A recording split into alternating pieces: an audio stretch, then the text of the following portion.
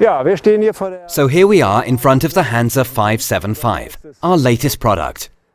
Although it's intended to be the direct successor to the Hanse 545, it represents a completely new development. The boat has got a little bigger, a little wider, and unsurprisingly a little taller. As such, the volume has increased significantly. We'll also see that in a minute in the interior shots. The length is now 16.7 meters and the width 5.2 meters. What's striking is the relative flatness of the design and the low position of the windows, ensuring that in the living area they are right where the usable space is. All in all though, it's another typical Hanse, and we have some great new features which we can shortly take a look at in more detail. So let's climb aboard now, have a walk across the deck, and I'll talk you through the new features one by one. We can then take a look below deck. A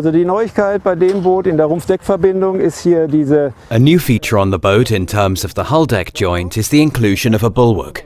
We're looking at a height of 15 centimeters in the front section. In other words, the top rail is over 70 centimeters from the deck, so we can hold on nice and tight at a sensible height, and also have some protection against falling over the side. At the front, we again have an underdeck furling unit installed in the bow. We also have the big anchor fitting with the teak step, and at the front, the fitting for the gennaker. This is not too far away, however, and is within easy reach of someone on board.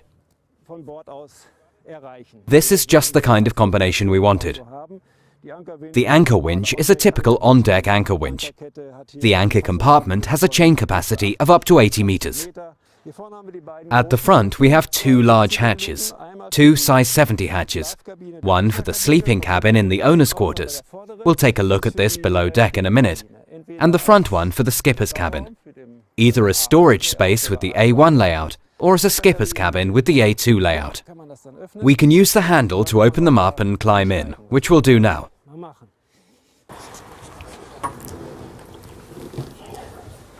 Here we have the wash basin for the crew, here's the cabin, and there's a small toilet too. We can also open up the berth by unfolding this cushion. This creates a berth just like any other. As we can see here, the deck has been designed to be extremely flat. It's made of teak from the bulwark inwards. A small step here and a step there, creating a large overall surface area with the large flat hatches. Each of these hatches is rounded off at the front to create a nice look from the inside too, and let people get a really good view of the outside. This is the new design, and these are really the only sections which are still obviously made of plastic. Here we have the fully integrated rail for the self-tacking jib. The angle is just right as it swings across like this. It's nice and flat, as well as being integrated. The water runoff passes through here, so that's the self-tacking rail.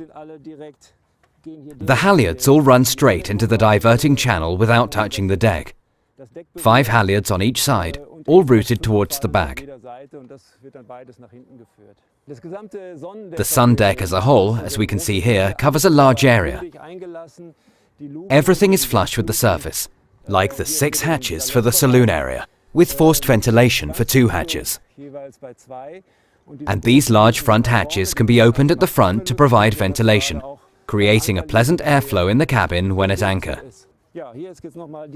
Again, we've got these 2 levels joined with teak, pretty much creating a continuous teak surface. This is an overhanging section above the windows, which means you can even open them when it's raining. No water can get in, even when it's raining. The actual stern of the boat has a lot of new features. For one thing, of course, it's really wide for the size of the boat, giving us lots of room on deck. We'll take another look in the cockpit in a second. There's also a dinghy garage below the cockpit for a small boat. This would be suitable for a 2.85 meter long Williams tender, which would be reeled in lengthwise. Now we want to show you how this dinghy garage has been designed and how it works. We've asked the man behind the technology involved, Raul Bayorat, our head of development, to show us how it works. We can open up the cockpit floor in the stern hatch, as he's about to show us now. He starts by opening the large cockpit hatch, which is usually done hydraulically. We can now see how the dinghy is accommodated. Now we can open the stern hatch hydraulically.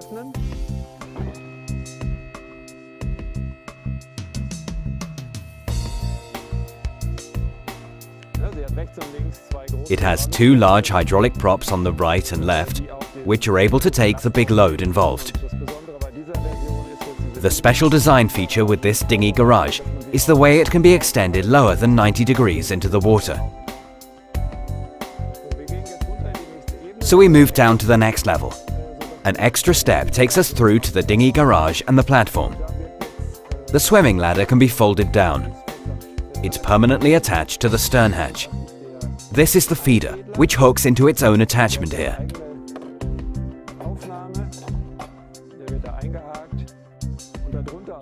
And below, flush-fitted, is the heavy-duty running gear, which we will now open up. Again, a pin is used to secure it in place.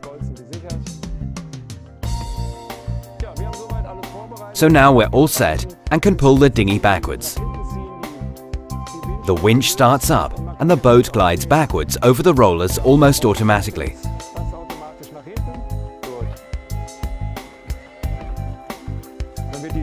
Next, the hatch is lowered again to the required angle, and then the boat is in the water. Just like that.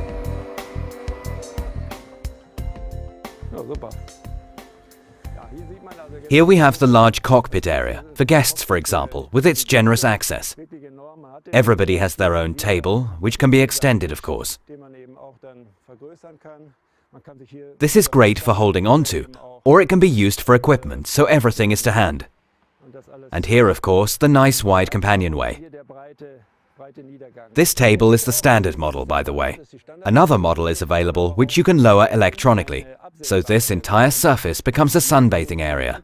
The same applies on the other side of course, although they're separate from each other. So you can sunbathe here and have your breakfast over there, or have the whole area for sunbathing. This is the integrated glass pane for the aft cabin. Here we have a large hatch and again our familiar compartment where smaller items can be kept dry under the cover. And of course the same handle as at the rear. Then we have our drop board, which we can pull out just like this. Under here we have the storage area for things like fenders or the life raft. The cockpit has new seats with integrated grips and a storage area underneath. This provides a really good sitting position. Another new feature is the steering system, which now runs diagonally to the floor instead of straight down, leaving the whole cockpit floor free. This is neat and easy to keep clean, and it also looks smarter. Here we have the nice big plotter on top with its 12-inch screen offering great visibility. And in front the Volvo electronic controls for the machinery, a grip, and of course a compass. Again, the various halyards and sheets are arranged as you would expect on a Hanse. German main sheet system on both sides, reefing lines, halyards, jib sheet, everything is here.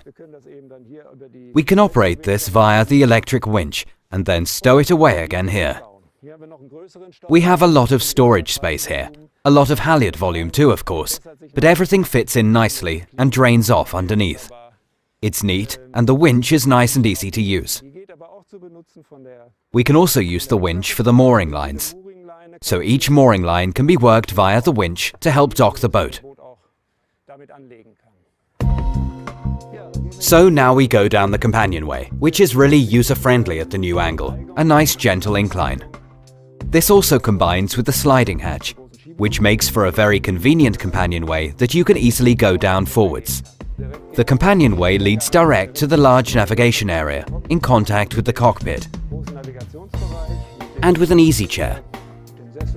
You can keep it in a fixed position or swivel it around when you want to get up again. It's ideal, really. You can sit here nice and comfortably, even when the boat's tilting. Here we have the large writing surface for navigation purposes, with lots of room for installing additional instrumentation, as well as a really big chart table. Here is the new switch panel with a touchscreen. You can see which lights are on. Here is the main panel. There's basically lots of space. This is the lighting control system, now a familiar feature on many Hanse yachts. The ceiling lighting offers a wealth of indirect lighting options and direct LED lamps, not to mention the additional lighting in the textile panels. I'll just adjust the settings now so the lights are dimmed, and then turn them back up to full power.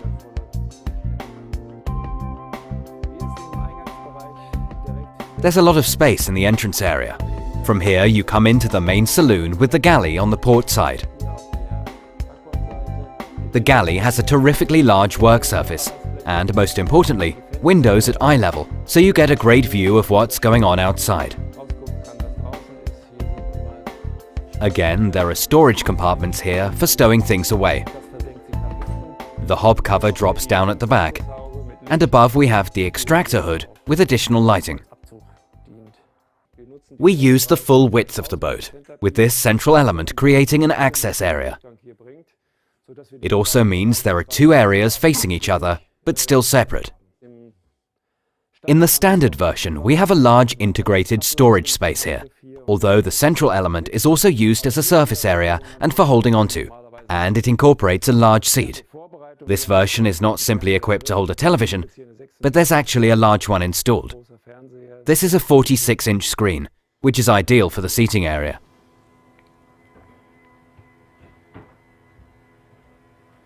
It's taking its time, but there we have it. Here we are in the large saloon with its generous seating areas. This is a standard table, although there is another table available as an option, which can be lowered electrically. It can then be covered with cushions, creating a large area to lie down on and watch the television. A completely new feature is this shelf feature. It folds down to provide another non-slip surface, so things stay nice and still, even when you're sailing. We've made the hatches in the floor bigger than in other Hanse models to help make the most of the storage space available. So we've got a lot of storage space here, or you can keep wine bottles down there. Down here we have the large service hatch for the various through-hull fittings you need to access. You can open this up and everything is together in one central location. You don't need to roam around the entire boat to reach the individual through-hull fittings you might need to close off. Under the floor we have two diesel tanks, each containing nearly 300 litres, which makes nearly 600 litres of diesel in total. This is the diverter for the diesel tanks. You don't need a lifting device, as there's a lifting mechanism already built in. You can access this anytime you like and quickly switch the diesel tank over from tank 1 to tank 2. So here we are in the aft cabin with its own bathroom. It has a lot of space as you enter and plenty of headroom. I can even stand up under the cockpit, and again the ceiling is laminated. Nor does the well of the cockpit get in the way, even if you're sitting under it. The bed is 1.6 meters wide and over 2 meters long. And thanks to this gap, we can also make separate beds.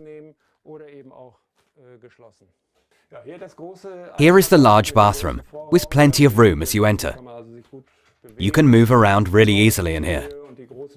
Lots of headroom with large lockers, with the wet area kept completely separate.